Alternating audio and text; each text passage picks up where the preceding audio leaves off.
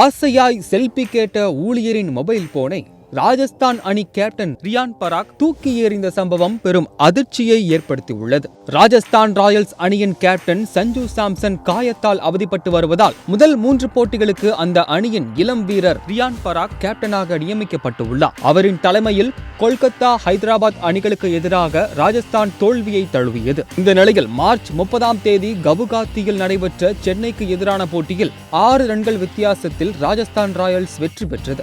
நிதிஷ் ராணா பவுலர்களை வெளுத்து வாங்கிவிட்டார். 36 பந்துகளில் ராணா எடுத்த 81 ரன்கள் ஹாட்ரிக் தோல்வியில் இருந்து அணியை காப்பாற்றிவிட்டது. இந்த நிலையில் ரியான் பராக் மைதான ஊழியர்களிடம் நடந்து கொண்ட விதம் ரசிகர்களை வெகுவாக அதிர வைத்துள்ளது. வீடியோவில் ஊழியர்கள் அனைவரும் நிற்க மொபைலை கையில் வைத்திருக்கும் ரியான் தனக்கு பின்னால் இருக்கும் நபரை முறைத்து பார்க்கிறார். அந்த ஊழியர் வேகமாக சென்று மற்றவர்களுடன் நிற்க செல்பி எடுத்த ரியான் மிகவும் அலட்சியமாக மொபைல் போனை தூக்கி வீசிவிட்டு செல்கிறார். முன்னணி வீரர்கள் கூட ரசிகர்களிடம் கனிவாக நடந்து கொள்ளும் நிலையில் ரியானின் இத்தகைய செயல் ரசிகர்களிடையே கோபத்தை ஏற்படுத்தியுள்ளது. ஆனால் இந்திய அணியில் இன்னும் ஒரு நிலையான இடத்தை பிடித்திராத ரியான் மைதான ஊழியர்களிடம் மோசமாக நடந்து கொண்டிருக்கிறார். இதனை பார்த்த ரசிகர்கள் இந்த வீடியோ கண்டிப்பா வாழ்க்கை பாடத்தை உங்களுக்கு கற்றுக் கொடுக்கும் என்று அவரை வசைபாடி வருகின்றனர்.